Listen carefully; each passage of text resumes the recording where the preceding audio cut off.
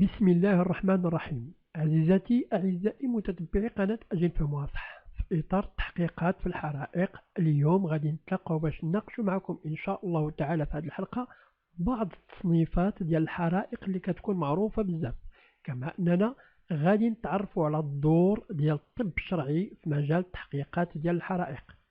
أختي أخي متتبعات ومتتبعي قناة أجل فمواصح، وبكل اختصار كل واحد مادام ما تسجل في القناة كنلتمس منه رجاء باش يقوم بالتسجيل ويشارك الفيديو مع أي شخص من المعارف أو الزملاء ديالو أو أي شخص عنده به علاقة أو صداقة. بلا ما نطولوش عليكم أكثر، يلا أجل فمواصح.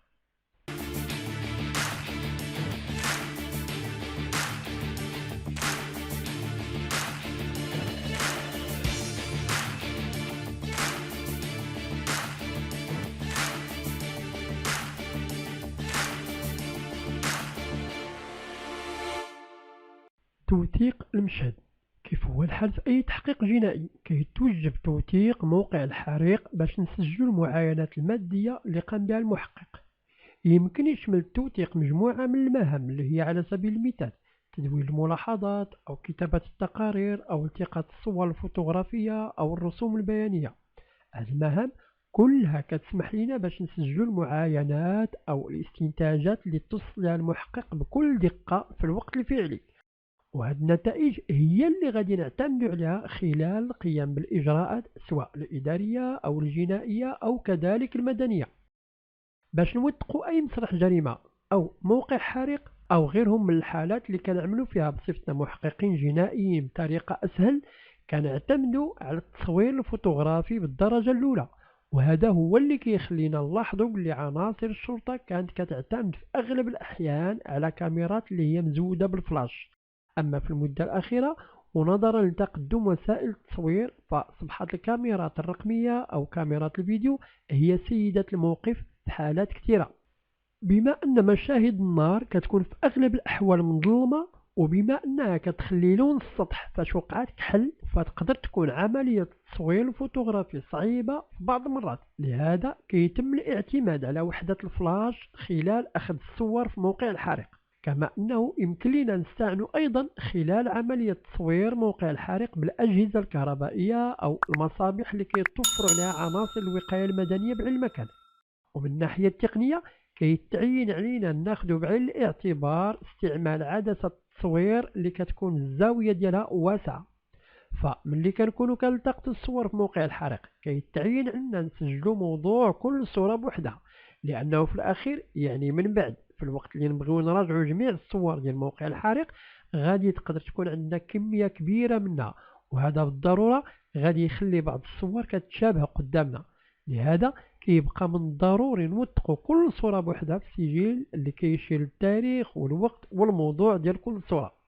بالنسبة للقطات الفيديو فهي كتكون عندها إفادة كبيرة بالنسبة للتحقيق، لأن القيمة ديال هذا النوع من التسجيلات كتمثل في أنها كتخلي الناس اللي ما كانوش حاضرين مع المحقق في موقع الحريق تكون عندهم نظرة عامة وأفضل، وعلى العموم تقدر توجه الباحث بكل سهولة أكثر من إذا كانت فقط مجموعة من الصور.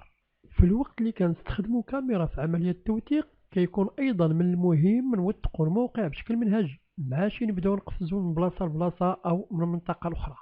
في العادة عملية توثيق الموقع أو مسرح الجريمة بصفة عامة كتتم بطريقة اللي كنسميوها من المنظر العام للمنظر الخاص، يعني كيتعين نقوم بالتصوير ديال الموقع أولا من مسافة نسبيا بعيدة، بحيث أن الصور أو الفيديو كيتعين يتضمن معالم ولافتات الشوارع أو أي نقاط مرجعية أخرى.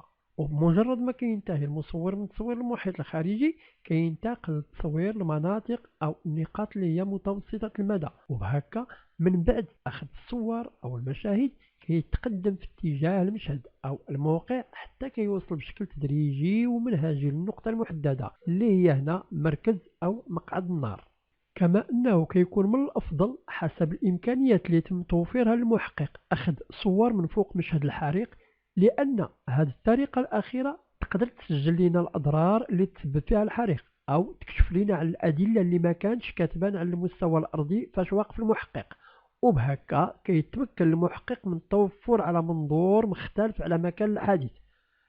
عملية التصوير من الفوق كتكون مفيدة بشكل خاص ملي كيتعلق الأمر بالحرائق الكبيرة، كما أنها تقدر تساعد المحقق في تحديد المناطق اللي تضررت بشكل كبير. واعتمادا على حجم الموقع يمكن نستأنف أخذ مشاهد من العلو إما باستخدام سلوم أرضي أو شاحنة مزودة بسلوم أو منصة جوية. ورغم أننا خدينا صور وفيديوهات لموقع الحريق إلا أنه كيكون من الضروري أيضا نقوم برسم بياني أو رسم تخطيطي اللي من خلاله غادي نتمكنوا من أننا نعكسوا الشكل الهندسي ديال الموقع. وهذا الرسم التخطيطي أو البياني كنضمنوه معلومات اللي هي مفيدة بشكل كبير واللي كتمثل في القياسات اللي كتحدد لنا المساحة أو الحجم ديال الموقع بشكل دقيق، بما في ذلك العلو ديال السقف والفتحات ديال السراجم والبيبان. والأهمية ديال هذا الرسم كتمثل أيضا في كونه وسيلة توضيحية للناس الآخرين اللي ما كانوش مع المحقق موقع الحريق، بحيث أنه على طريق هذه الرسومات يقدروا هاد الناس يحصلوا على اطلاع هندسي شبه مفصل لمكان الحادث. ما كيهمش أن هذه الرسومات ترسمات باليد أو بأي وسيلة أخرى ما دام أنها مرسومة بطريقة واضحة ومرتبة. الجانب الآخر اللي كيهم توثيق موقع الحريق هو تدوين الملاحظات، فهذه العملية كتعتبر طريقة مهمة باش نسجلوا المعلومات الأخرى بشكل متزامن مع التصوير الفوتوغرافي أو التصوير على طريق الفيديو.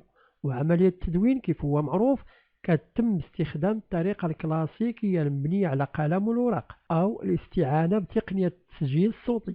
فهذه الطرق بجوجهم كيعملوا على تسجيل جميع الأنشطة اللي قام بها المحقق في موقع الحريق، كما أنه في المراحل اللي غادي تجي من بعد غادي يتم الجمع ديال الملاحظات والوثائق الأخرى، ومن خلالهم غادي نستخرجوا تقرير مفصل واللي غادي نضمنوه كل التفاصيل وبأكبر قدر من المعلومات.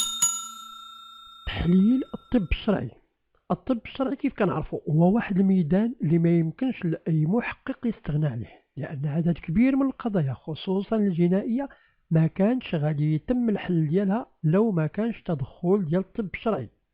نفس الشيء بالنسبة للتحقيق في ميدان الحرائق. الطب الشرعي أصبح هو المساعد الكبير للمحققين، وملي كنقولوا الطب الشرعي في ميدان الحرائق كنعنيو التحليل اللي كيتم في المختبرات بخصوص حطام أو بقايا الحريق، كما أنه أيضا يمكن يشمل تخصصات أخرى، العلامات أو الآثار اللي كتخليها من وراء الوسائل اللي يتم استخدامها في الحريق، وبصمات الأصابع، والآثار اللي كيتم العثور عليها في موقع الحريق، والحمض النووي، وعلم الأمراض والهندسة. لهذا التواصل اللي كيوقع ما بين المحقق والطبيب الشرعي بخصوص القضية اللي كيتشاركوا البحث فيها مهم بزاف، لأنه على طريق مناقشة بعض الأفكار فيما بيناتهم كيتمكنوا بجوجهم من تقييم وتحليل الأدلة بشكل ناجح. تصنيف سبب أو أسباب الحريق. من بعد مراجعة لجميع الحقائق والمعلومات اللي عندها علاقة بالحريق كيتمكن المحقق من تحديد وتصنيف سبب أو أسباب الحريق. باستثناء بعض الظروف اللي كتكون واضحة بشكل كبير كيتعين يكون سبب الحريق مبني على الوجود المادي للدليل ماشي على الغياب ديالو. سبب الحريق كيتم تصنيفه بشكل عام ضمن 4 ديال الحالات اللي هما عرضي، طبيعي، عمدي، غير محدد.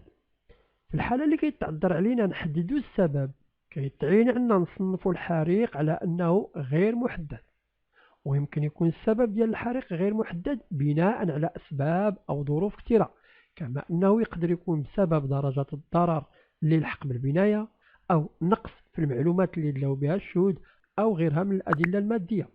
كما أن التصنيف اللي كنسميوه بغير محدد يقدر يتغير من بعد، أي في الحالة اللي كتكون عندنا معلومات وكنقوموا بالتطوير ديالها بناء على توصل المحقق لمعلومات إضافية واللي عندها علاقة بالحديث.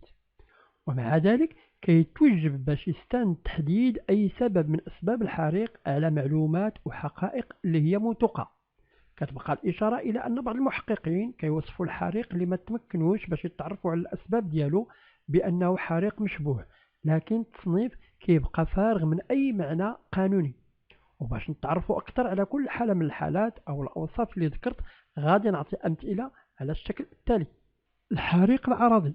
هذا التصنيف كيشمل المواقف اللي ما كتضمنش على العموم أي مشاركة أو تدخل بشري بشكل مباشر، مثلا الحرائق اللي كتنتج على تعطل الأجهزة أو الأسلاك الكهربائية وغيرها من الأسباب اللي ما عندش البشر يد فيها. ومع ذلك يمكن لينا نستخدموا تصنيف الحريق العرضي في الحالات اللي كتشمل المشاركة أو التدخل البشري الغير جنائي، يعني في الحالة اللي ما كيكونش القصد الجنائي أو سوء النية عند المتسبب. مثلا يقدر يقوم صاحب المسكن بحرق مجموعة من الأوراق وبدون قصد منه كيتسبب في نشوب حريق ثانوي في الفرش ديال الغرفة، فرغم أن الحريق كيكون ناتج بسبب الإهمال إلا أنه كيبقى عرضي بالطبيعة ديالو. الحريق الطبيعي كيشمل هذا التصنيف الحرائق اللي كيتم تحديدها على أنها داخلة في إطار الأقدار الإلهية، مثلا الحرائق اللي كتتعلق بالصعقات ديال البرق والزلازل وغيرهم من الظواهر الطبيعية، فهنا ما كايناش أي مشاركة بشرية اللي هي مرتبطة بهذا النوع من الحرائق. الحرائق المتعمدة أو الحرائق العمدية، هذا النوع من الحرائق كيتم القيام بها بشكل متعمد وخبيث، والسبب من وراها هو تدخل بشري بشكل مباشر، والطبيعة ديال هذا النوع من الحرائق عندها تصنيف إجرامي، وغالبا ما كتصنفها السلطات الأمنية والقضائية على أنها حريق متعمد. بالوصول ديالنا لهذا الجزء من الفيديو عزيزاتي أعزائي متتبعي قناة أجل فهم واضح، غادي نكونوا تعرفنا باختصار على عملية توثيق مشهد أو موقع الحريق وتحليل الطب الشرعي وتصنيف سبب أو أسباب الحريق.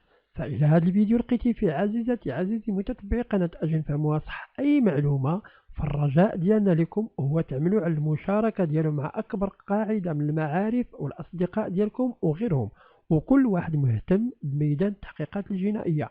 عزيزتي عزيزي متتبعي قناة أجل فهم واضح، بلا تفاعل منكم مع القناة فكونوا على يقين بلي واحد النهار أو في واحد المرحلة غادي نقدروا نتراجعوا للور، وهذا كيبقى أكبر المخاوف ديالنا. لهذا كنعاودوا نلتمسوا منكم رجاء التفاعل معها بالتعليقات والاقتراحات وتشاركونا الأفكار ديالكم عليها، وحتى نتلاقاو في فيديو آخر ومعلومات أخرى في القناة ديالكم. غادي نقول لكل واحد منكم أجل فهم واضح. سلام.